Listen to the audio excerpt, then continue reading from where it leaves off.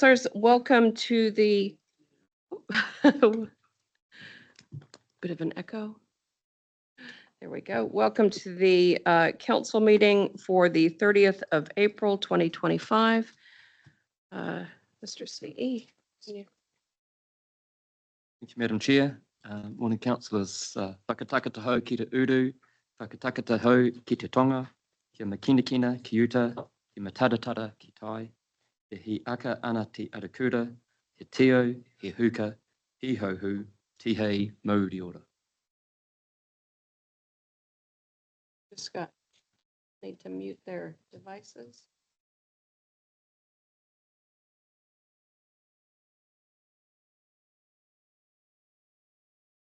All right. So we've got just a couple of things on the agenda today. And then after the close of the meeting, we do have a workshop, a health and safety workshop. So just reminding councilors of that. A health and safety statement. We'll take that as read. Everybody understands what to do in case of emergency. Right. So we've got apologies from Councillor Kneebone and Councillor Marr. Absent on council business. Any other apologies? If not, do I have a mover for that? Councillor Hughes, Councillor Smith. All those in favor? Opposed? Carried. Confirmation of the agenda. Councillor Clarkson. Councillor Strange with the second. All those in favor? Opposed? Carried. Oh, was that TIPA online?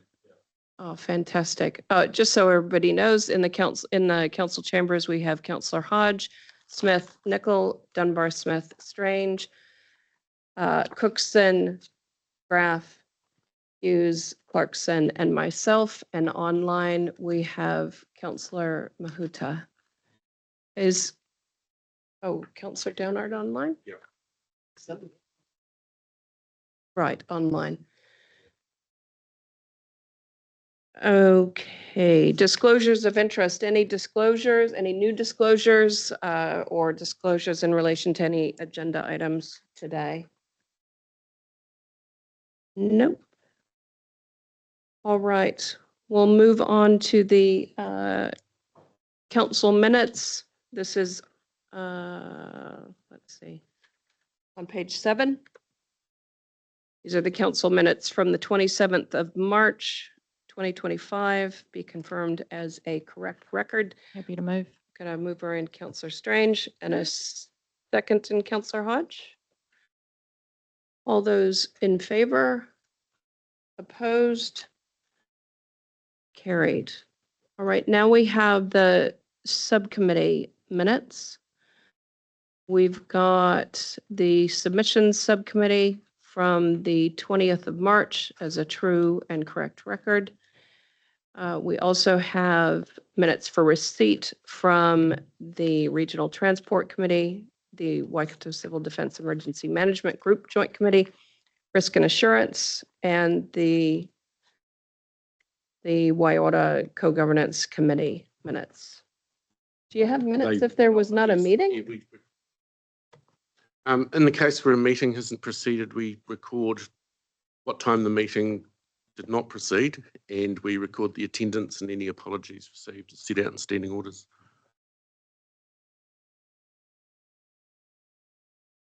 Let's just check that for.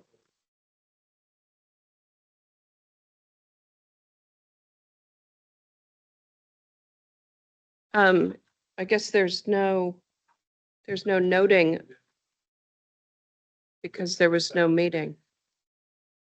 Oh, it does on page 82 of the agenda pack. Says apologies were received from Trustee Griffiths and Councillor Smith for absence. All right.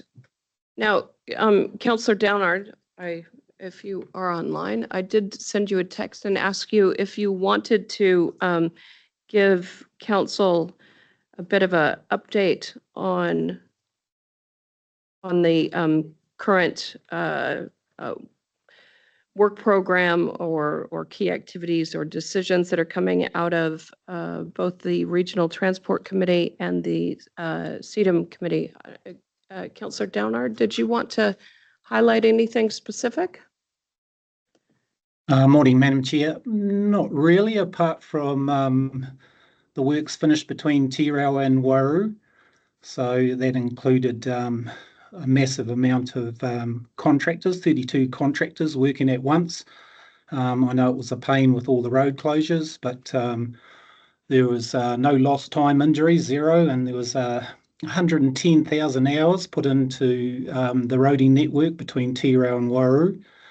A new bridge being the major one in Waioru. They'll put off the closure between Turingi and Taupo because it's quite a major closure where all the residents have to go around the Western Bay, so it adds on a big extra 45 to an hour, and same with the supply train with trucks. So they're still reassessing that, whether it's going to be a one-way or they close it completely. I travel up and down from Hamilton and Taupo quite regularly. Got kids in Auckland, so yeah, the roading that they have done, the safety barriers and all that's been brilliant. On to the RTC committee. I mean, Phil might want to add some more. I think with their the 10-year plan and the GPS that's come out and stuff like that, most councils are pretty happy with the progress that's been made over the last 2.5 years. On to CEDM. As you know, thank you, Tipper, for letting me become a full member on that through the last committee meeting. Lou was made the chairman, who was the deputy chair and taken over from Anna Park. And of course, we're going through the Waikato Civil Defence Emergency Management Group strategic group plan for 25 to 30. So I think the consultation of that finishes. It's gone from the 7th of April to the 9th of May, so finishes next week, with a big focus on iwi and the Marais and what we can do to we're going through the last disasters, Gabriel and stuff like that, how much focus is put onto those Marais and the networks that they have. So yeah, that's about all I've got to add, Madam Chair. Great. Thank you for that. I think that's really, we've talked about that in the past day, that if we've got these joint committees where there's only 1 or 2 councillors that sit on it, sometimes it's helpful to share with the broader council some of the work programs so that we stay abreast of them. That's fantastic. Thank you for that. All right, so confirmation or receipt of those minutes. Do I have a mover, Councillor Hughes, and a second? I'll second. All those in favor? Opposed? Carried. All right, we now move on to our general items. Oh, sorry. We do not move on to our general items. We've got a recommendation for council's consideration. This is on page 63 of your agenda packs. This has come through the Risk and Assurance Committee.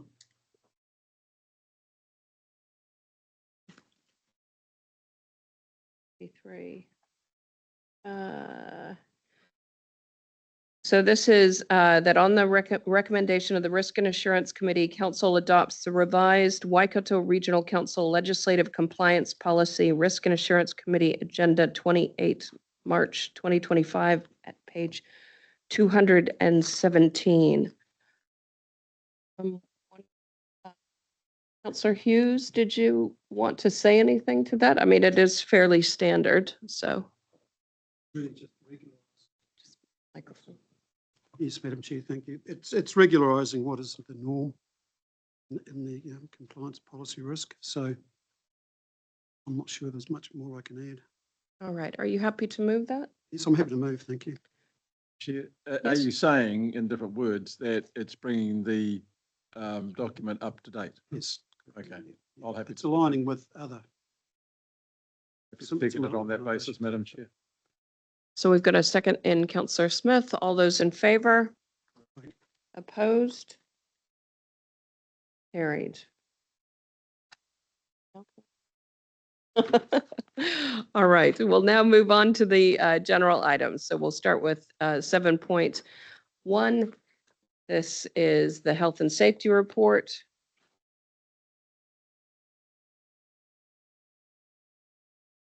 Safety report for November.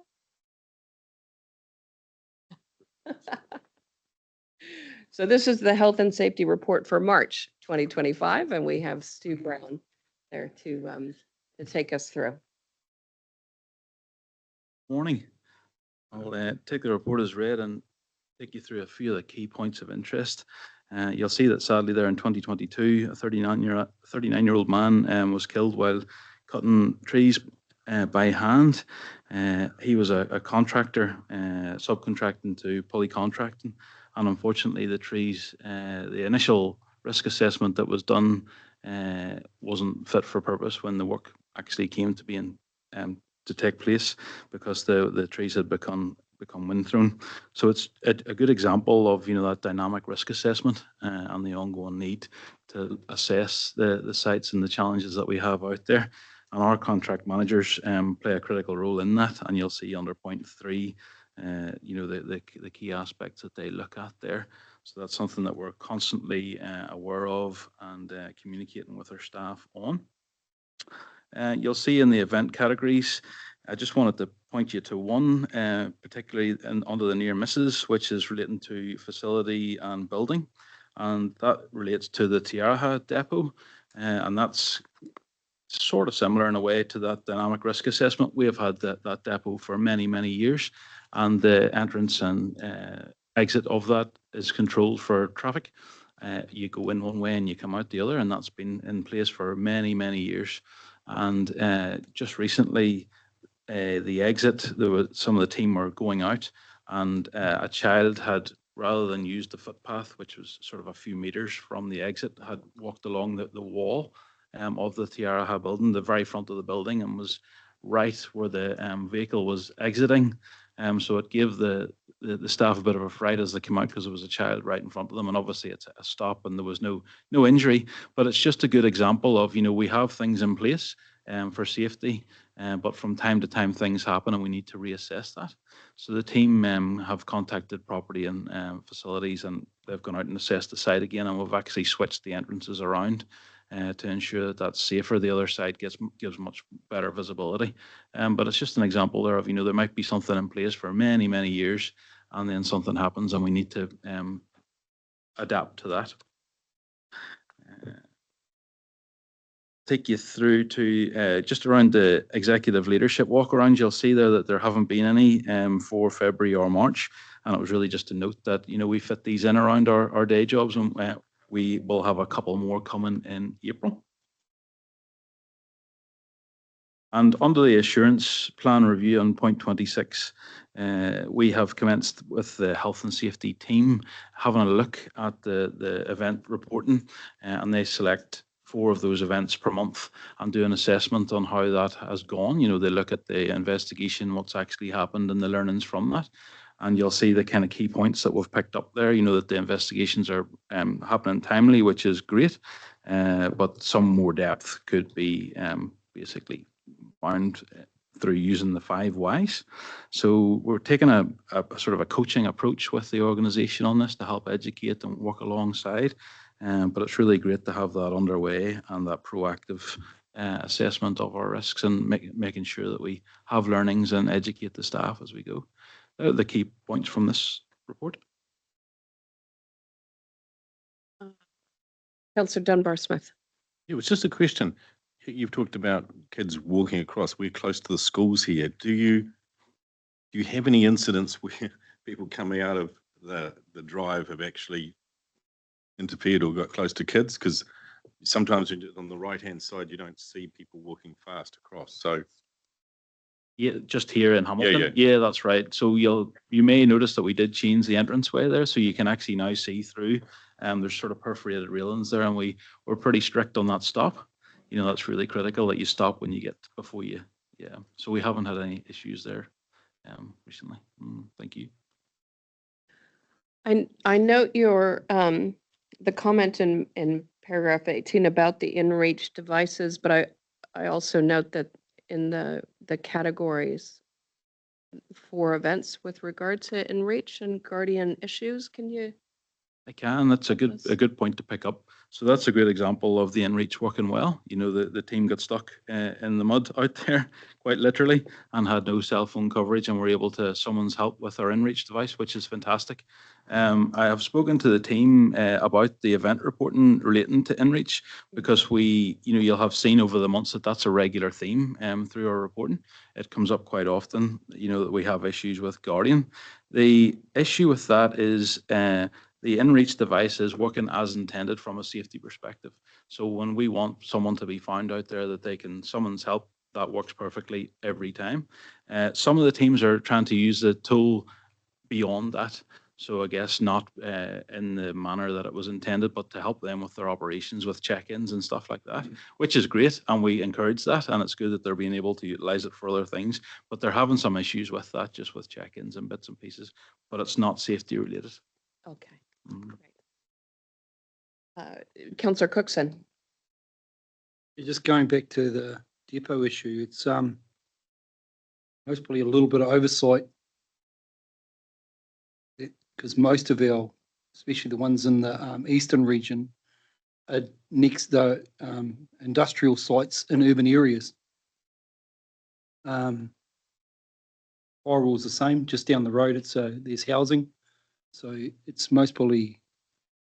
something that most probably should have been seen a little bit beforehand, but that's just how the nature of things are. But yeah, well done for taking that observation. And most probably a few other sites most probably need the same scope and site put on it, because of, it's not just staff having to enter those properties, landowners do as well. So it could be just as easy a ratepayer doing it as it is a staff member having that incident. So I think that sort of needs to be put on those sites as well.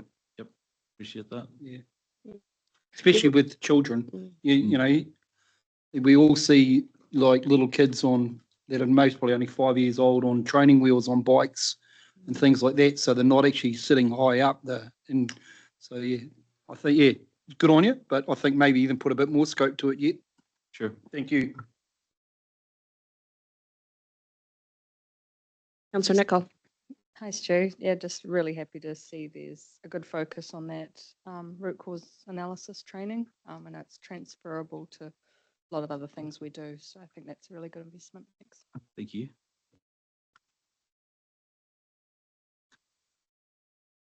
All right. We have a mover and Councillor Downard. Do I have a second for this? Councillor Strange. All those in favor? Opposed? Carried. Thank you.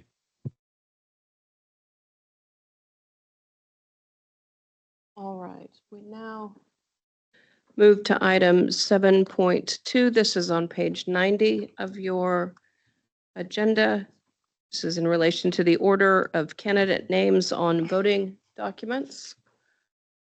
We have Mali. Who speak to this? Kia ora, Madam Chair, Morena councillors. As you know, we've got an election coming up in October of this year. Yes, and so this item is seeking a decision with regard to the order of candidate names appearing on voting documents. Under the local electoral regulations, council has the authority to make this particular decision, and if council doesn't make a decision, then by default the order of candidate names will appear alphabetically by surname. There are three options. The first, alphabetical order. The second, pseudo-random order, which is randomised, drawn once and applied to all voting documents. Council in the past has opted for this once. I believe it was back in 2012. And the last and third option, fully random, where each individual voting document has a different randomly selected order on each and every voting document.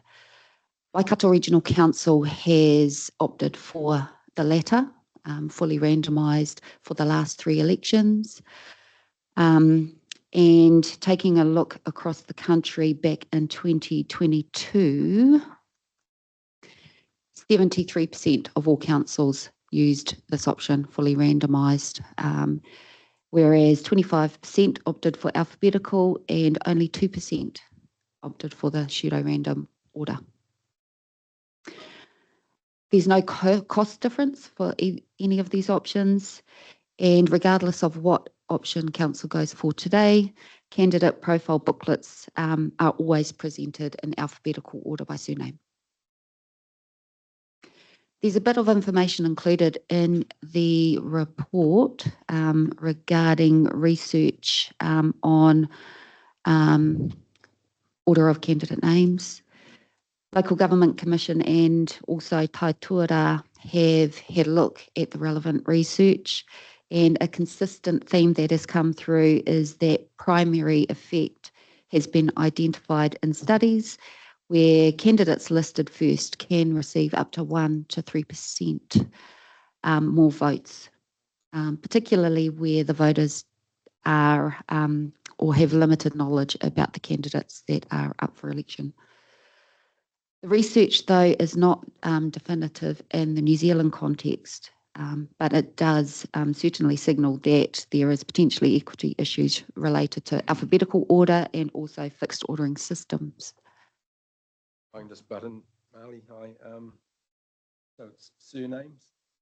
Yes, that's correct. Alphabetical by surname. So I might just leave it there. That's all of the key information that has been provided, and I'll take any questions. Councillor Strange. Yeah, thank you, Marley, for the report and appreciated the 5 research papers that you referenced as well. I'd like to move that we go with 2C, fully random. Put a second there. Yeah, cool. I'll leave it at that.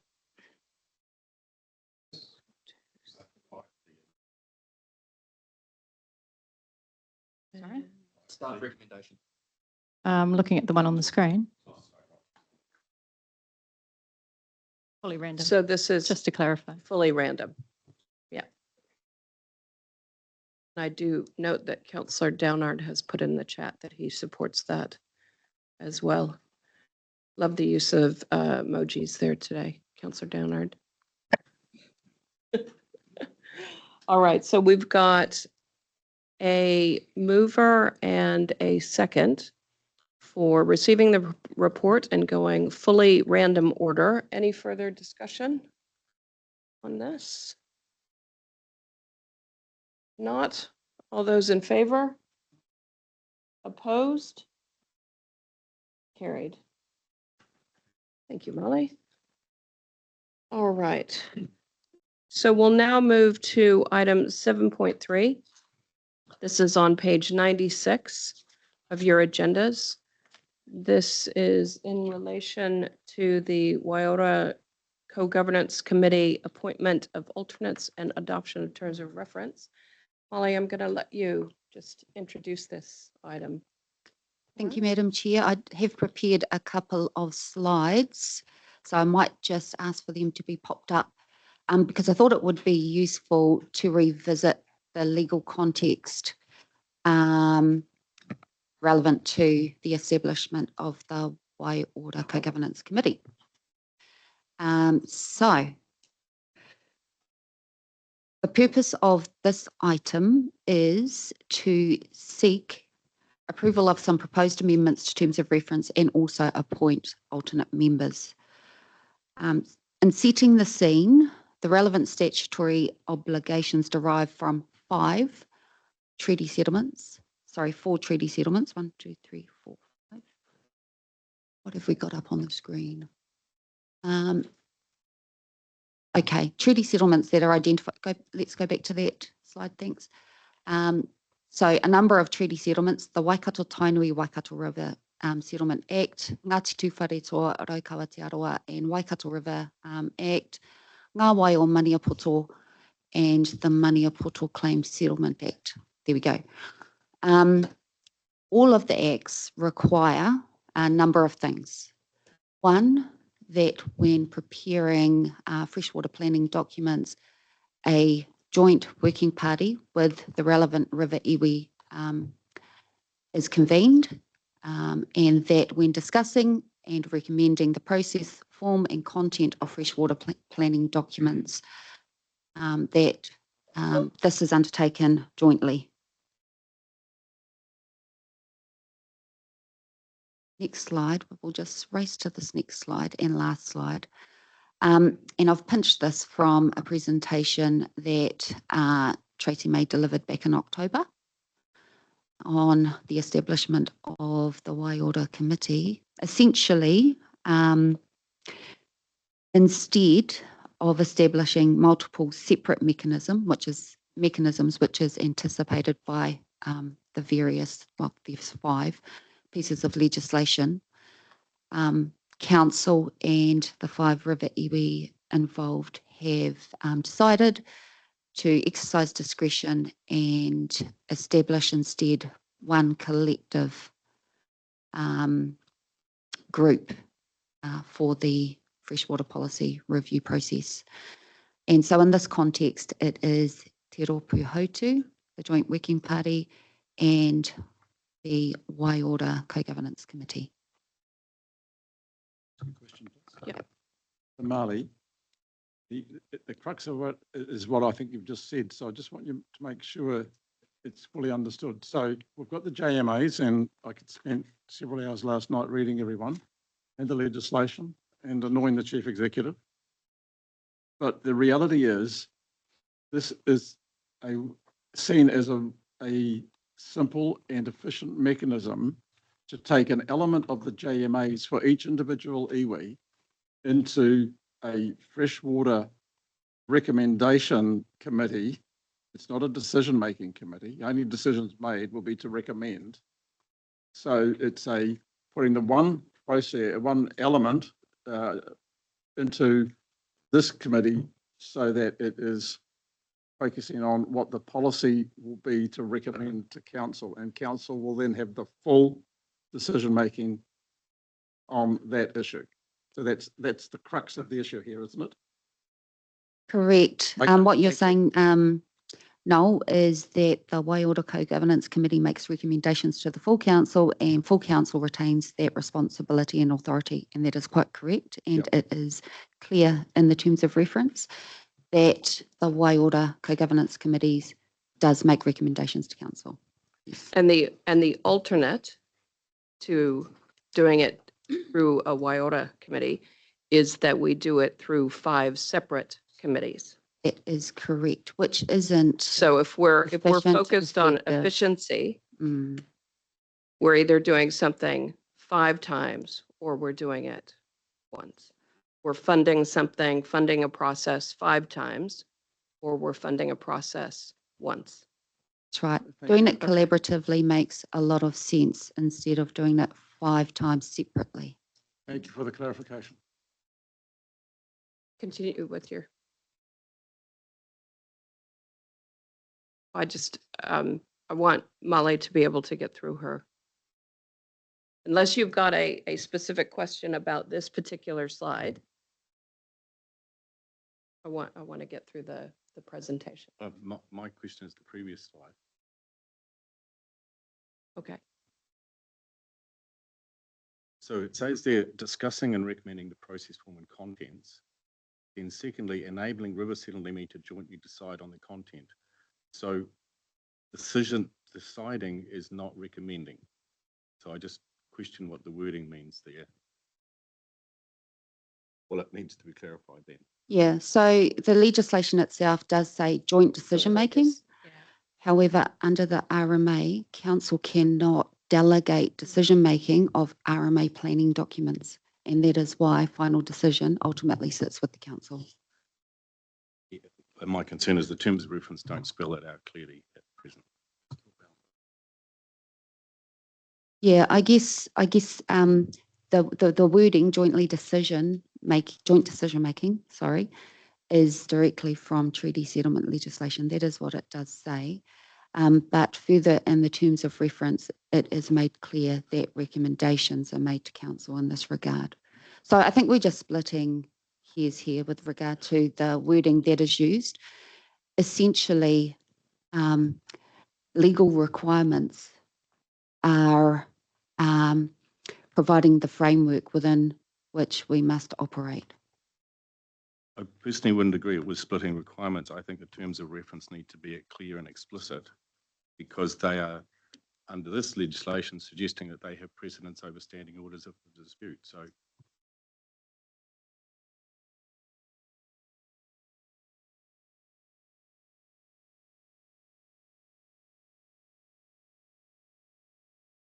Do you have a point of clarification on this side?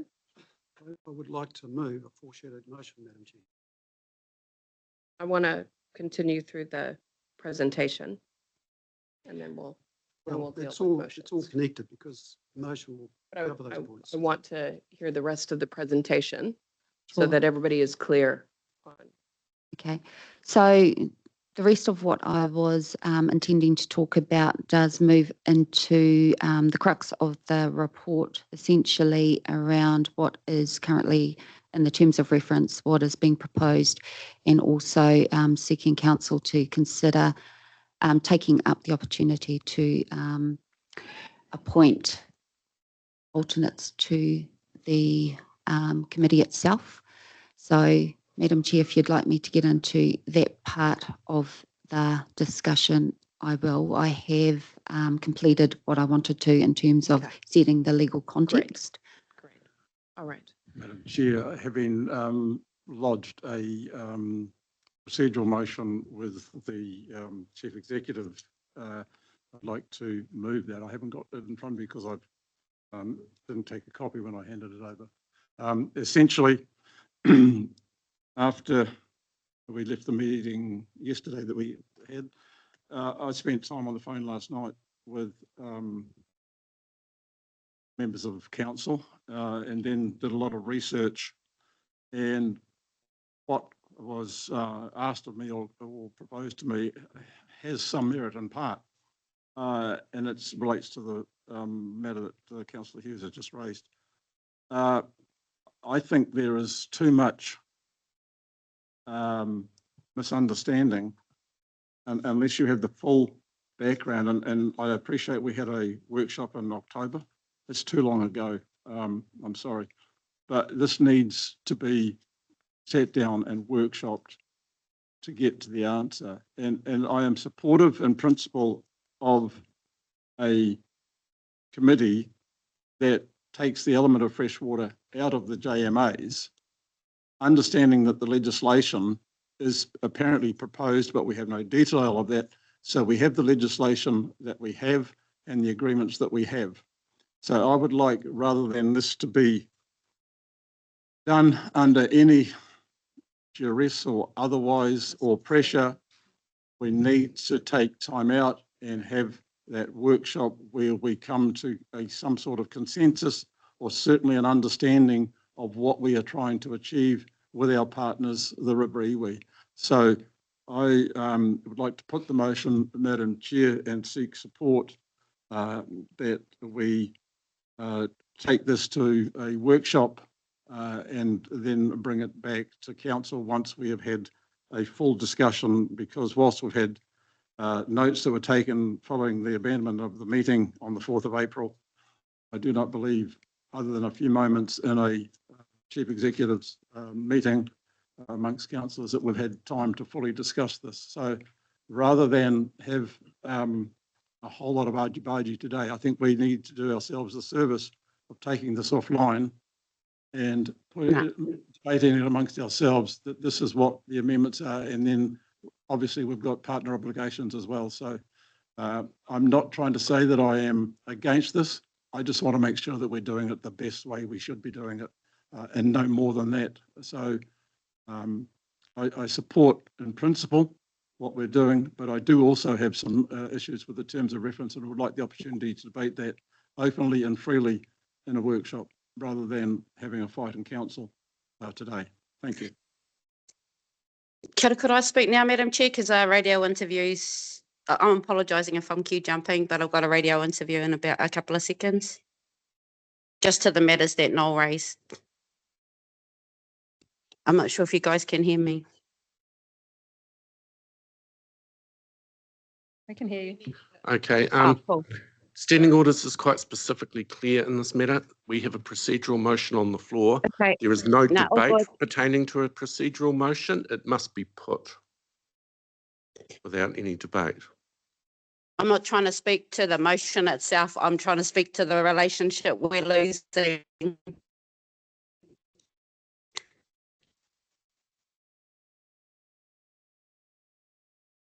Again, people were just putting comments. The second term that we didn't meet with Riviwi in this space. We lost all that relationship capital last term, but I thank Kataraina for her efforts. We've got to this point. Eh? If you blink again, don't expect this group to meet with you in the next 4 months because they don't have the time, but we'll need the meeting. All right, so think about it. And to all this lead in, nah, you've had 2 years to lead in. Kia ora.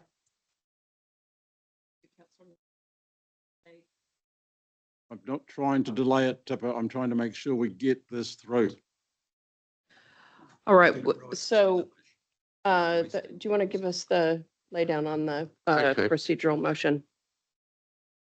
We have a procedural motion on the floor that this item be adjourned to a state and place and time that is being a subsequent workshop followed up by the next or following meeting of council.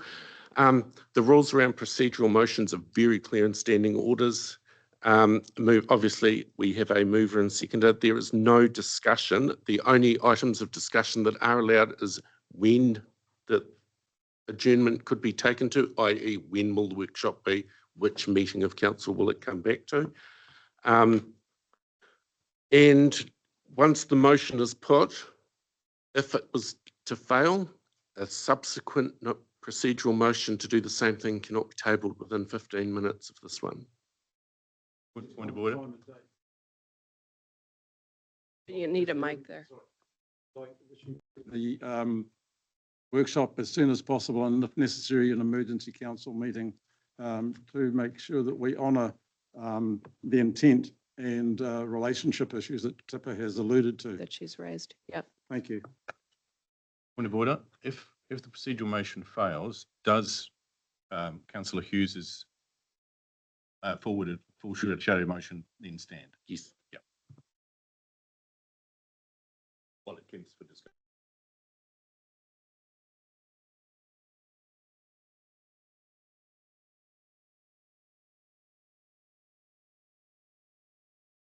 This is a pretty new thing that I haven't come across before. Can we just have a short adjournment to understand? Yeah, the I'm procedure? gonna just Yeah. adjourn the meeting Thank you.